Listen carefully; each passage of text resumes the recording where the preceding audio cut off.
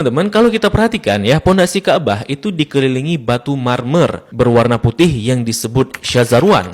Fungsinya untuk menahan pondasi Ka'bah agar tidak rubuh atau terkikis karena dahulu daerah area Ka'bah berpasir dan terkadang berbanjir. Maka dikhawatirkan hal itu akan merobohkan Ka'bah. Oleh karenanya dibuatkanlah syazarwan ini untuk menopang pondasinya oleh orang-orang Arab dahulu. Untuk era sekarang, syazarwan ini juga berfungsi untuk menghindari adanya jamaah yang terjepit di dinding Ka'bah ketika haji. Nah, di dekat pintu Ka'bah, masih di area Syazarwan, kita akan melihat sebuah tanda berupa 8 buah batu mewah. Ini disebut dengan area Mi'jan, merupakan lokasi di mana Nabi Ibrahim dan Nabi Ismail mengadon tanah liat untuk membangun Ka'bah. Begitu pula, ini merupakan lokasi favorit Rasulullah SAW serta tempat di mana Jibril mengajarkan salat kepada Nabi Muhammad SAW.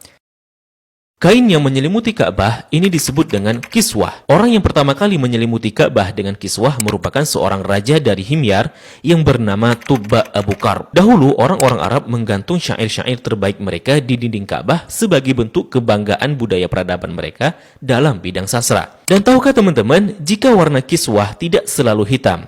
Pada awalnya berwarna putih bergaris merah dari Yaman. Kemudian menjadi putih, menjadi merah, kuning, hijau, dan yang terakhir hitam hingga sekarang. Tulisan kaligrafinya ditulis dengan benang emas bertuliskan ayat-ayat Al-Quran. Kiswah juga memiliki kain dalaman berwarna putih yang disebut bithana kiswah untuk meresap panas dari dinding Ka'bah. Biasanya kain kiswah diganti pada tanggal 9 Dzulhijjah dan bekasnya dipotong-potong untuk dihadiahkan kepada orang-orang tertentu. Nah, dari pintu Ka'bah, di sebelah kiri pojok Ka'bah tersimpan Hajar Aswad di dalam sebuah cangkang berwarna perak. Pintu Ka'bah sendiri berjarak 2 meter dari lantai. Pada awalnya teman-teman, pintunya sejajar dengan lantai. Namun karena terjadi perampokan isi Ka'bah, kemudian orang-orang Quraisy berinisiatif untuk meninggikannya. Nah, dalam perjalanan sejarahnya, pintu Ka'bah telah berubah-ubah baik bentuk, sendi maupun bahan bakunya. Pintu yang ada sekarang merupakan hadiah dari Raja Khalid bin Abdul Aziz, Raja Saudi, dan dilapisi emas murni 99 karat seberat 280 kg dengan total biaya 46 miliar.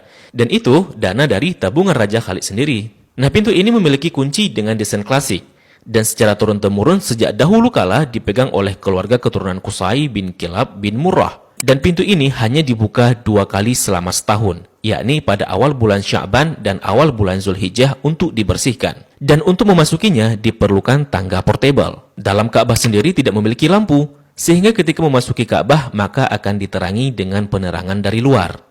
Nah, ketika kita memasuki ke dalam Ka'bah, maka kita akan melihat jika lantai dan dinding dalam Ka'bah dihiasi dengan batu marmer yang dominan putih. Marmer hijau menghiasi lantai dengan bentuk persegi yang dihiasi oleh marmer coklat di sampingnya. Kalau kita salat di dalam Ka'bah, maka garis ini bisa jadi batas safnya. Kalau diperhatikan, maka di sudut terdapat potongan marmer hijau.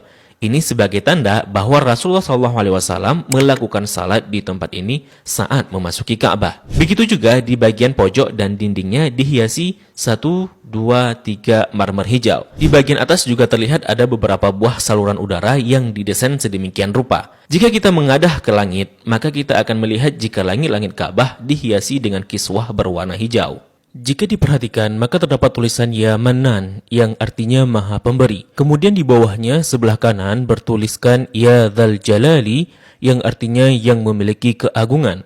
Lalu di sampingnya bertuliskan Wal Ikrami yang artinya yang memiliki kemuliaan.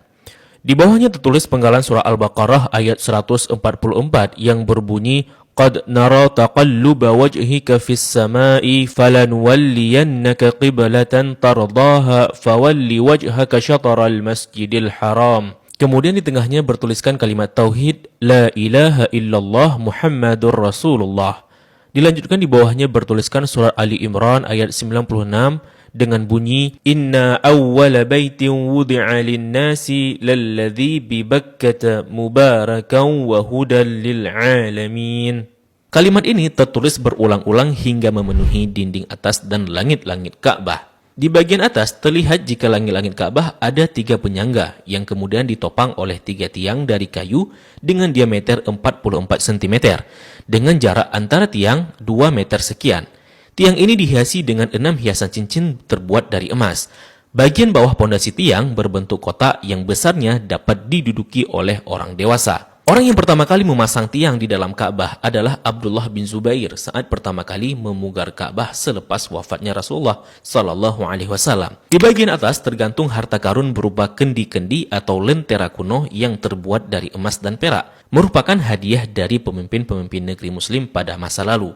Kalau ditanya, kenapa kendi-kendi ini masih digantung? Ini merupakan tradisi yang sudah ada sejak masa silam. Nah, di bawahnya, tepatnya di antara tiang, terlihat sebuah meja heksagonal berwarna putih dengan atasannya dihiasi marmer hijau. Memiliki kabinet penyimpanan dengan 2 pintu dan 4 engsel. Memiliki 2 pegangan. Ini berfungsi untuk menyimpan bukhur dan minyak wangi seperti kasturi, ember, gaharu, dan sebagainya yang nantinya digunakan untuk mencuci dan membersihkan Ka'bah. Dan ini merupakan wadah untuk menaruh wangian. 2 sisi dinding Ka'bah terdapat 1, 2, 3, 4, 5, 6, 7, 8, 9, 10 buah plakat yang tertempel di dinding Ka'bah dengan warna yang berbeda dan terbuat dari batu alam. Salah satu yang mencolok adalah plakat yang tepat berada di depan area Rasulullah Salat.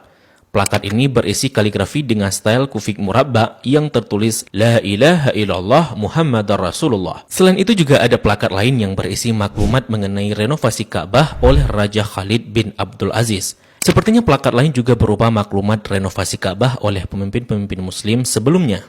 Di sampingnya terdapat sebuah pintu yang disebut pintu At-Taubah yang sepenuhnya dihiasi dengan emas murni. Di belakang pintu ini ada sebuah tangga yang mengakses ke atas Ka'bah. Dari atas dapat dilihat jika ada pengait untuk mengikat kain kiswah dari atas.